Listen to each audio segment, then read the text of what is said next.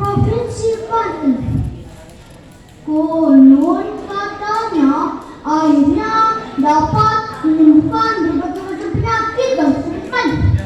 Tapi teman-teman tahu tidak asal-usul di balik ceritanya? Saya di sini akan menceritakan legenda Batuku. Cerita ini ditulis kembali oleh Samsi Alkisah.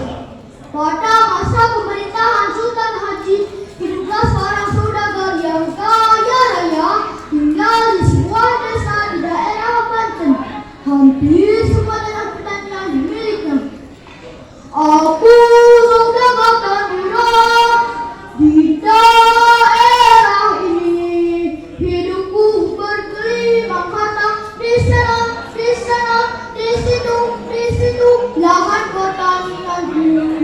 Tak ada yang berani padaku semua tunduk. Perintahku harus dituruti, kalau dibantah gubrak dinding.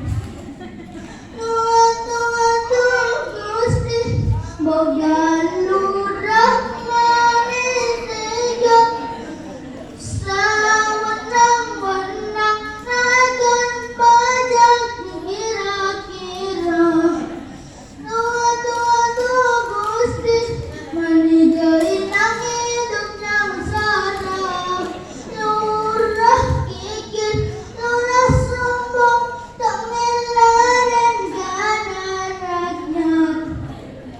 Pada suatu hari, berita tentang saudagar yang kaya itu sampailah ke telinga seorang sakti mandraguna. Seorang sakti itu bermaksud untuk menyelamatkan sang saudagar. Pada suatu hari, ia mendatangi rumahnya dengan menyamar sebagai pengemis yang berkaki pincang. Tok, tok, tok, tok. Sampurasun. Tok, tok, tok, tok. Sampurasun. Jelek. Hei, kamu siapa? Apa datang di sini? Aku Tuhan, sudah kirimnya Tuhan ingin memberi hamba makanan dan pakaian. Sudah 2 hari hamba tidak makan.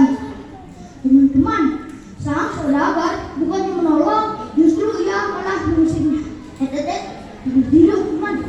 Sang pengemis bersedih sambil menahan rasa lapar. Sebelum meninggalkan halaman rumah, ia berpesan kepada sang saudagar. Hai saudagar yang sombong dan kikir, kau harus merasakan sedihnya menjadi orang miskin yang kelaparan. Pagi pun tiba, matahari bersinar, suara ayam.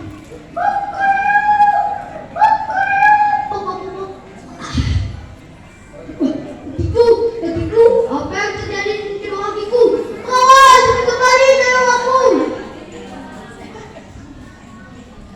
Apa yang terjadi di kaki Tuhan? Entahlah, tiba-tiba kedua kakiku tidak bisa digerakkan. Rupanya kaki sang saudagar lumpuh. Tuhan, dan kaki sekali juga. Baik Tuhan, namun tak seorang pun yang berhasil menyembuhkan kaki sang saudagar. Kemudian sang saudagar berpesan untuk mengadakan sandiwara.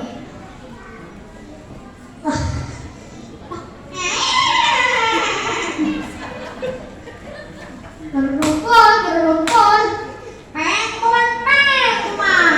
Barang siapa yang mampu menyembuhkan kaki sang saudagar, maka ia akan diberikan sebagian harta kekayaan milik sang saudagar.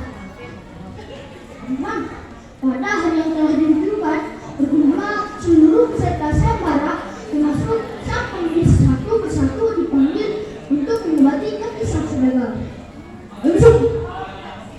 Ya Tuhan, permisi Tuhan. Saduku teratapar, suku hauk, suku hidung, kerangkel cagun. Aduh, masih belum bisa digerakkan juga. Ini binatang membesarkan satu-satunya. Tolonglah aku, kaulah harapan satu-satunya yang dapat menyembuhkan penyakitku.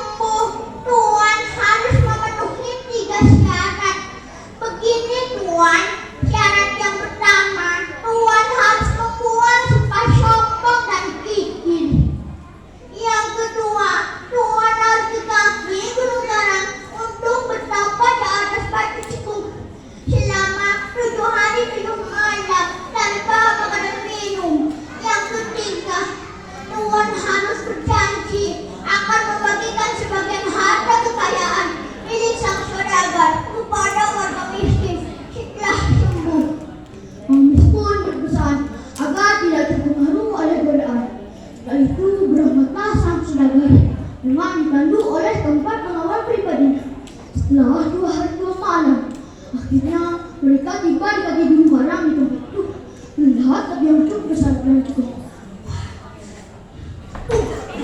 Kawan, hai kawan, oh bukan seperti itu kawan. Hai kawan, aku malah pingsan sih. Akhirnya dengan susah payah sang saudagar pun mengeser di tanah untuk mencapai batu cukup dan duduk di atasnya.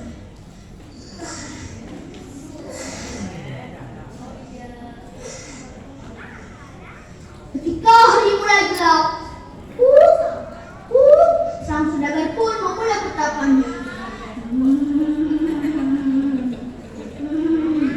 Cara pikir pindah, dapat, cara pandang.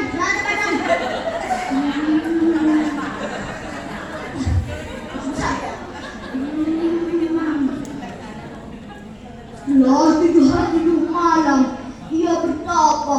Keajaiban pun terjadi. Keluar air panas yang menyembur sela-sela batu cukup. Melihat peristiwa ajaib tersebut, sang saudagar pun memulai pertapaannya. Dan mari pelan-pelan. Dan ia pun merasakan dan mengalir kedua kakinya. Dan kedua kakinya dapat jalan kembali.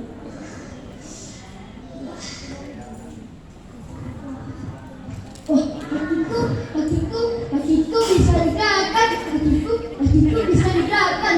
Terima kasih Tuhan, Kau telah menemukan kaki hamba. Sejak saat itu, ia dikenal sebagai orang yang kaya raya, yang arif dan bijaksana, yang tentunya disukai oleh badannya.